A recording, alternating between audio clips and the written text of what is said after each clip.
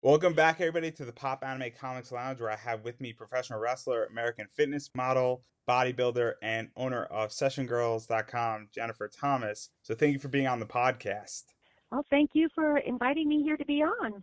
I am super stoked because we're going to be talking about a lot of interesting things. And so, I kind of want to start at the beginning because your path into wrestling was very unique, where it didn't start with wrestling, it started with weight training and bodybuilding. How did you get into that? Well, it kind of all started back in 1999, year 2000. I was starting to get in shape, and I was living up in Seattle, Washington at the time. And basically, I decided with everything that I do, I like to be with the best of the best. And where is the best fitness and bodybuilders? They're in Venice Beach, California. So I decided to move my butt to Venice Beach and train at the famous world's Mecca Gold's Gym.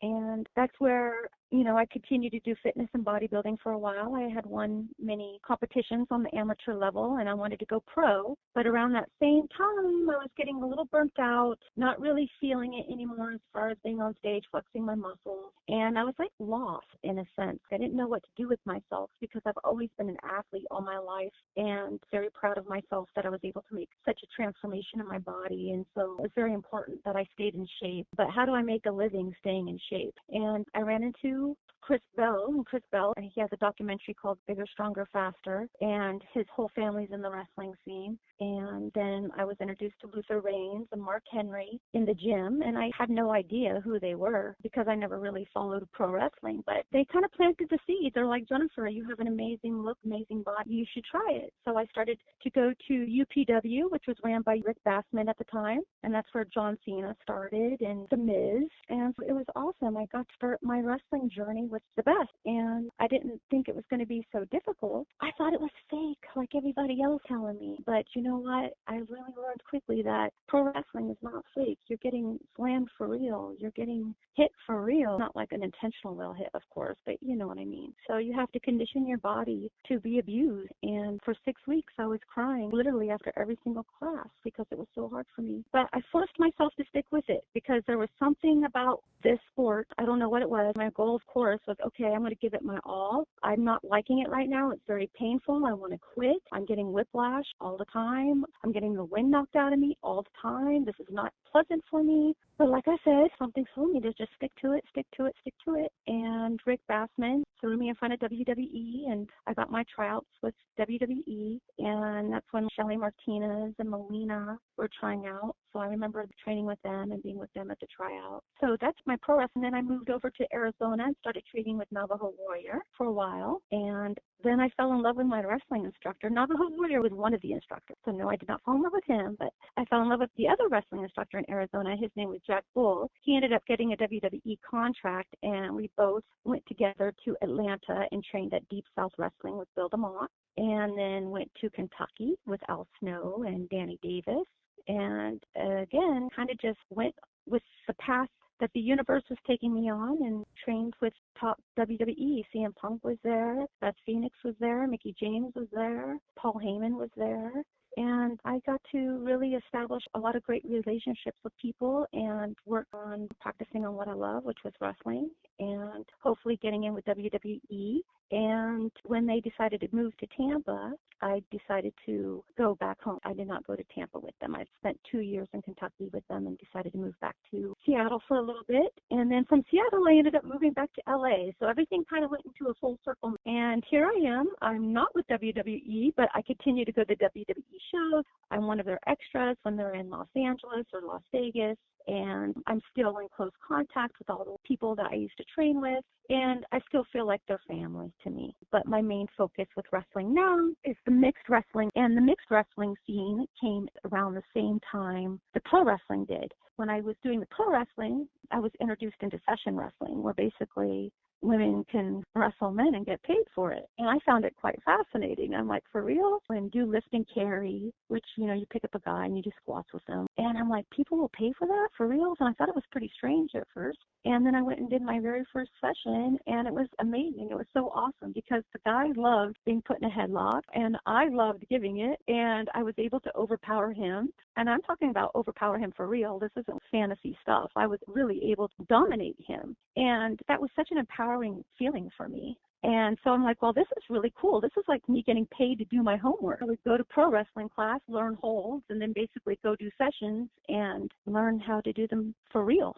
and get paid for it. And that allowed me to continue to train for pro wrestling and not have to go worry about getting a real job per se. That's a lot of Then, stuff to work with. So I want to back up a little bit. You're coming off of this weight training, fitness modeling, being on a bunch of fitness magazines and in them. What was that adjustment like from going from a non-combative sport to a very combative sport? And you were speaking about getting the wind knocked out of you, but what was that transition like for you? well, I didn't feel too threatened, not with pro wrestling, because in pro wrestling, when we're in the ring, we're working together. I'm not really out to hurt you. You're not really out to hurt me. This is an entertainment sport. So I wasn't afraid of the person deliberately hurting me like a UFC fight or something like that. What I was afraid of was getting suplexed or getting body slammed. So that transition from being on stage doing double bicep poses to now getting slammed, there was a lot of fear going on. I said my prayers every single time. Please, Lord, keep me safe because I don't have health insurance. And it was very challenging. And that's why I love wrestling so much, especially pro wrestling, because it challenges me in every aspect. It makes me be somebody that I'm not. If you really know me, I'm like a kind of shy, reserved kind of girl. I don't talk a lot, kind of to myself. And pro wrestling makes me become a character. It makes me have to entertain people or connect with people. And that's always been kind of difficult for me. But like I said, I want to challenge myself. I want to grow and I want to test myself physically, emotionally, spiritually. And pro wrestling did all that for me. So that's kind of like the transition from fitness to the wrestling. I felt like I was limited on stage with fitness. You go up there, you do your poses, and you're getting judged by a bunch of judges that never even competed themselves. I'm not putting them down, but I'm just saying everything is very subjective as far as the bodybuilding world. With pro wrestling, I felt like I want to show that I have talent behind this body, that I'm not just all deltoids, calves, and just all look on the outside, that I can actually perform and do something with this physique. And pro wrestling allowed me to do that, and I'm very grateful for it. And now I want to go through some names from your early career who you had to wrestle, and some of them have gone on to do some amazing things. And one of the people that you wrestled very early was Shelly Martinez. You wrestled Melina very early. You wrestled Beth Phoenix when you were in WWE's territory system development. You also wrestled ODB, and you also had the opportunity to wrestle Angelina Love, a very young Angelina Love at that. To just name a few. What was it like going up against some of these women who are arguably some of the best wrestlers in the world? I got goosebumps as you were saying all those names because it puts me back in time. It was an amazing experience. Like I said, I never followed pro wrestling when I started pro wrestling, so I could have been with a superstar and not even known I was with a superstar. I remember meeting Kurt Angle for the first time, and I didn't even know who he was. So people were like, how did you not know? But I learned very quickly. And with these amazing women like Shelly Martinez and Melina and Beth Phoenix and Natty Neidhart and Mickey James, I got to learn really fast. I'm like, wow, I'm in the ring with them. I need to learn as much as I can from them. Shelly is very much a great performer. She's very dramatic. Then you have Beth. I love Beth. And Kat, Katie Lee Burchell or Katarina Waters. She's one of my favorites because she always spent the extra time with me in the ring to help me. But for me, the only way to get better is to be with people that are better than myself. And they all helped me become who I am today as a wrestler. And I'm always going to be a work in progress. I'm never thinking I'm going to perfect it. But I used to wrestle Angelina Love at Deep South with Bill DeMont and with Shelly in UPW and then over at OVW. And then with Melina, it was more so in Arizona with Navajo Warrior because that's where she was living at the time before she got on TV with WWE. So I've been a very lucky woman. I'm very happy to be in the ring with all of them. And I'm still in the ring with some of them. I'm in the ring with Kat, and Shelly and I just were together a couple weeks ago. It's been great. And now, before we transition out of WWE and into the session and custom wrestling, I do want to ask, what did it feel like to get a WWE developmental contract? Because that is really the brass ring and the goal for so many wrestlers, going from the independent scene into the WWE pipeline system. And obviously in 2018 and going into 2019, that's changed slightly. But what was that like for you to kind of get the gold standard I don't even know if I could put words to it. I felt very privileged. I felt like hard work does pay off. I felt like I put a lot of training into it before Al Snow, and I was able to train with WWE Developmental. I felt this is an amazing opportunity. I want to keep on with it and take advantage of this blessing and hopefully go further and get on TV. My main goal is to be a WWE diva, and there's no point in joining pro wrestling just to do it. I'm the type of person that I want to be the best of the best or with the best of the best. To get that far up, I was ecstatic. So it was a blessing. I'm very happy to have had that opportunity with them. And now I know we didn't cover nearly enough in WWE and your early career, but I do want to talk about what I think is more interesting, and that's the underground wrestling scene. And one of the things that you mentioned is session wrestling, and then eventually, and I'm under the assumption, and correct me if I'm wrong, that that led to the formation of Session Girls. So, how'd you get into session wrestling? What is that for those who are unaware? How'd you get into it, Right. and how does it all work? Session wrestling is basically strong female athletes that dominate men through wrestling. We're not dominatrix. We're basically female wrestlers where men have a desire to be overpowered by women through wrestling holds. I never knew this existed. We could call it a fetish. In fact, we will call it a fetish. But I have no problem accommodating that fetish because I enjoy it. So basically, that's what session wrestling is. It's mixed wrestling. There's other types too, like some people ask for lift and carry, like I said, where you just carry the person around, or there's boxing. So that's what I specifically geared towards, and that was my thing for Session Gold. There's one site out there that offered a directory of women. It's called WB270. It started in 1998, and it was the only website out there. And I joined that website, but I had to go through the guy that owned it to post my travel or to post my pictures or whatever. And I'm like, why isn't there a website where I can just do this myself? Why do I have to ask somebody to do it for me? I want to manage my own profile. And I'm like, well, you know what? I'm going to create my own website, and to where not only I, but all the other girls can manage their own profiles. And that's what I did. And that was the birth of Session Girls in 2010.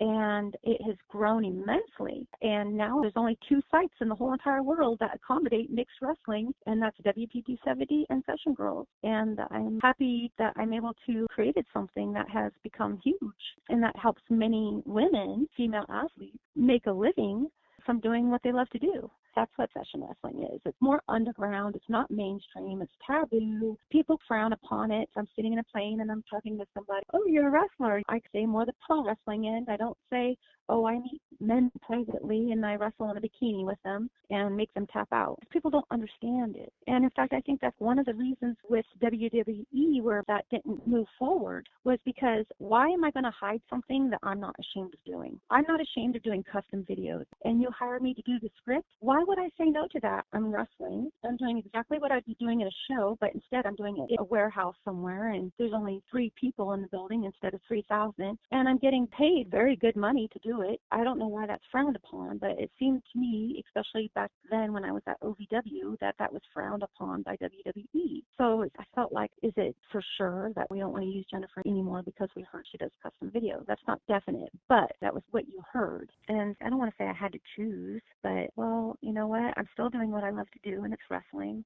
and I'm happy. And so WWE, as much as they are a gift to me, I wasn't going to not do my sessions anymore. I feel like I should be able to do whatever I want as long as I'm happy. And like, why did they frown upon it? And you know what's so funny is that they're having mixed tag matches right now on WWE. I have a website now that has over 1,000 women on it around the world that are female wrestlers. Some of them are pro wrestlers. Some of them are MMA fighters. Some of them are pro bodybuilders. They all have to have an alias. They use a different name because we're going to be frowned upon. That's just the way it is. I don't know why. Hopefully it changes in the future because I don't see anything wrong with it whatsoever. And now to talk a little bit about that, obviously Session Girls has been around for 8 years and it's going into its 9th year. And you just said you have over 1,000 women on the site registered and they come from all different walks of life. So how do you Correct. feel that the site has evolved from day one to where it is now? And what do you attribute that evolution and that growth to? I think great relationships and having people know that you're a genuine person. I mean, I don't even have to tell you I'm a genuine person. You'll figure that out instantly. And just connecting with people. I did not do any promotion at all for Session Girls. Session Girls built it on its own, but it's because girls who knew me personally that they would join the site, and then they would tell other girls they would join the site, and it was all about just connecting together. And as we connected together, it would just grow, grow, grow, and grow. And whenever there's been an issue or problems or anything like that, they all come to me and I try to fix the problem. So it's not like I'm just a business. I'm a friend too. And I have a passion for this. I love this. And I know that not only do the women sense that about me, but the men as well sense that about me. I love what I do, and like I said, I'm not ashamed of what I do, and if I can help other people get the same satisfaction that I'm getting out of it, then I'm all for it. I'm even amazed on how much it's grown. We don't even have an Instagram page, just all been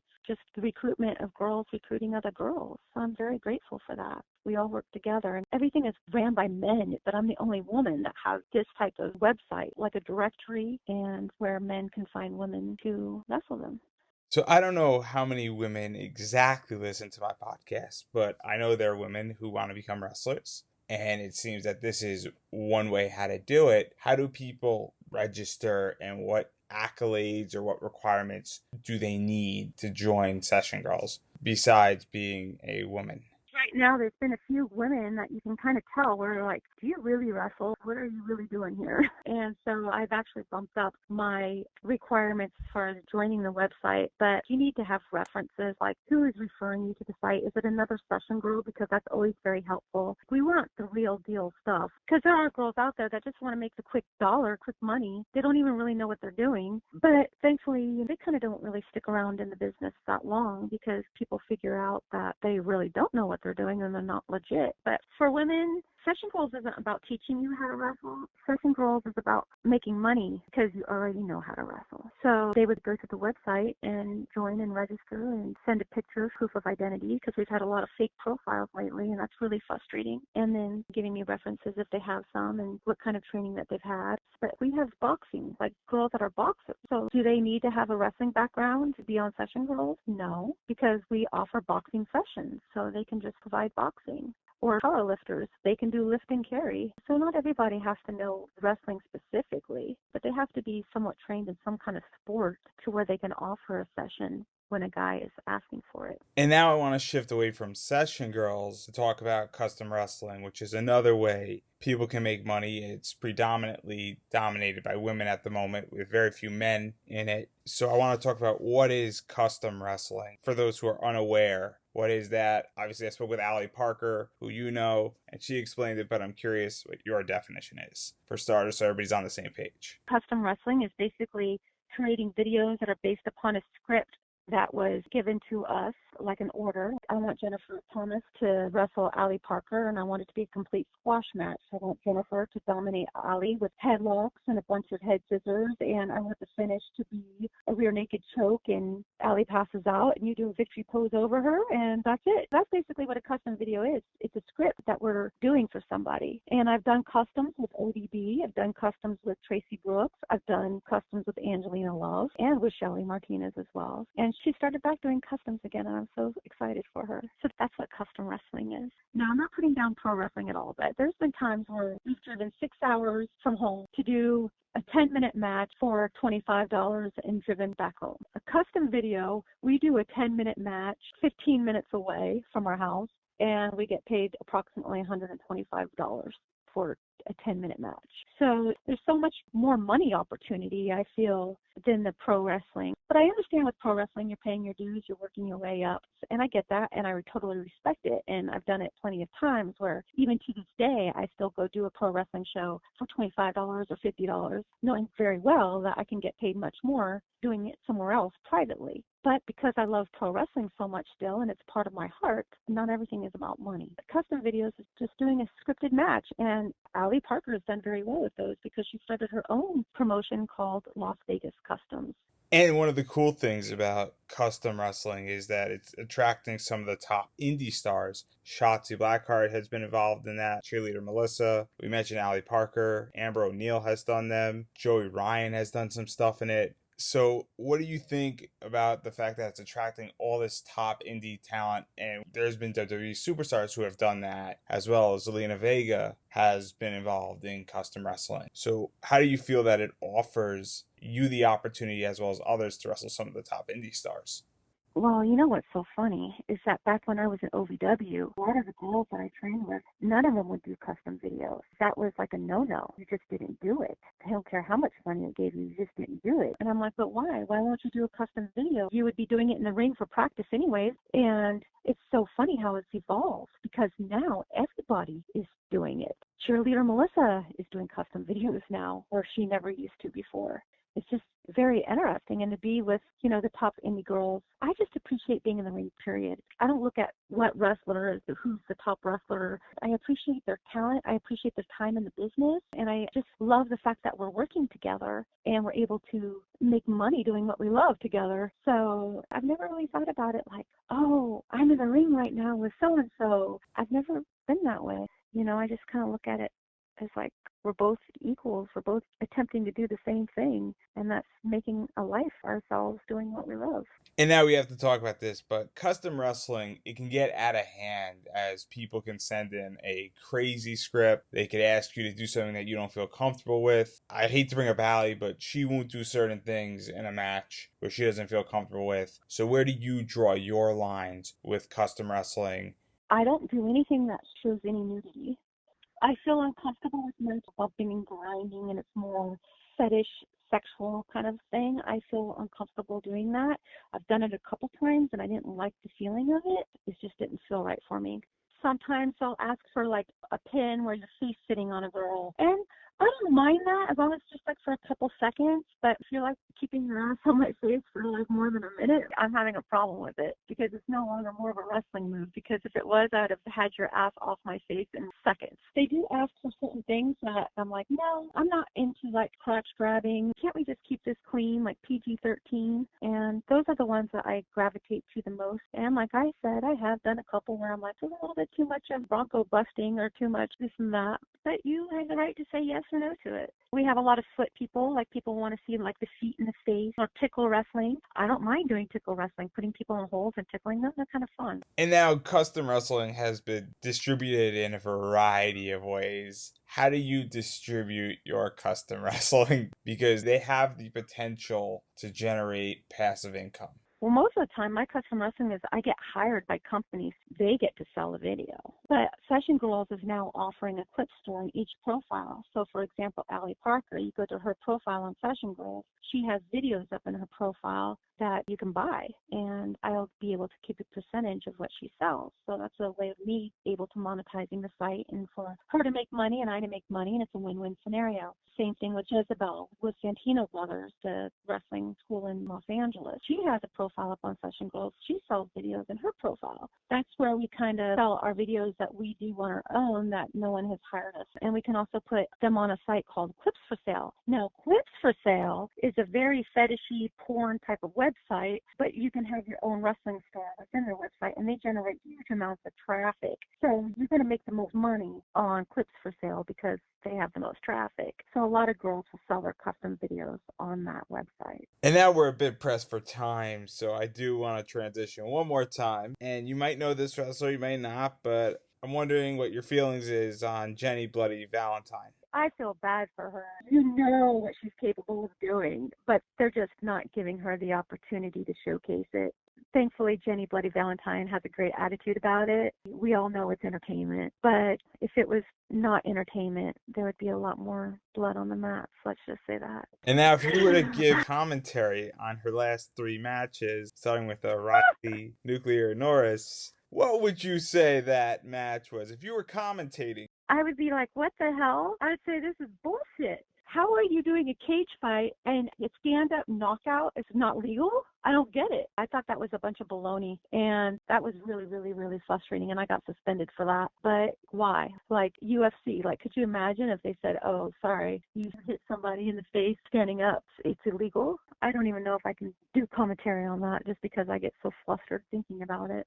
And there are two more fights that we need to talk about. And they're all losses. Is LFC Lingerie Fighting Championships? Is this UFC or is this pro wrestling? What is it? It does not take much for somebody in the audience to comparison and to say what's going on here, what's wrong. I don't want to say anything that's going to get me suspended again. So all I'm trying to say is that Jenny Bloody Valentine, she's going to get her first win eventually. And there is one thing I do want to talk about before we start wrapping this up, and you are a Paul Heyman girl. And so, how did that relationship form? Because obviously, Paul Heyman is a wonderful advocate. He might be the mayor of Suplex City, but how did that relationship really form?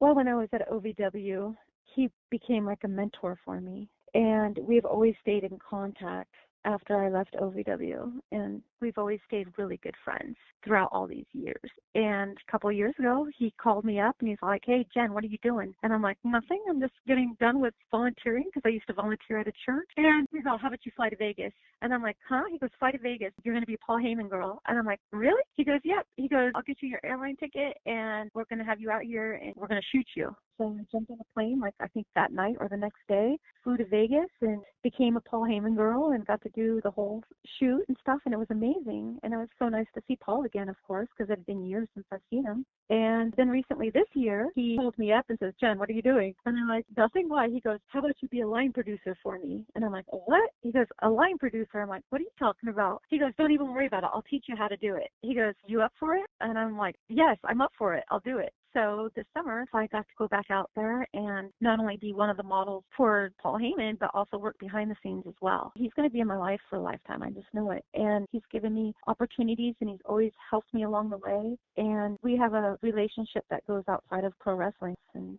I'll always appreciate him. And do you feel that your relationship with Paul Heyman has helped Session Girls as well as help in custom wrestling? Do you feel that they all kind of work together and just continuously push you up?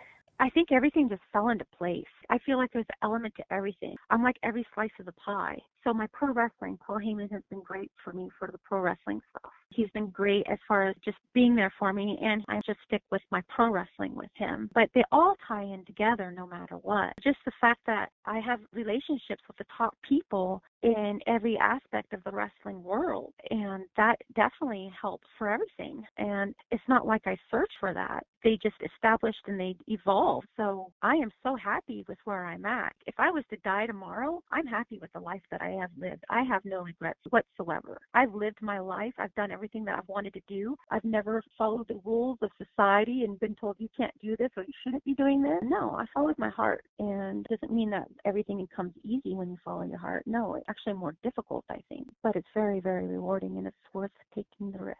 And I'm grateful to Paul and everybody else in this business that's helped me along the way and has been a mentor for me and that's told me that they believe in me. And even though I'm not quite mainstream or I'm not this and that, I've still made a name for myself and I'm proud of who I am and I have no regrets. And now I think this ties into it. I'm sure Paul Heyman has given you some massive advice. And so I'm going to ask you what advice you have for people who want to get into the wrestling scene, whether it's mainstream, as you've gone that route, as well as you've gone the indie and more underground route. What advice you have for people who want to go either one?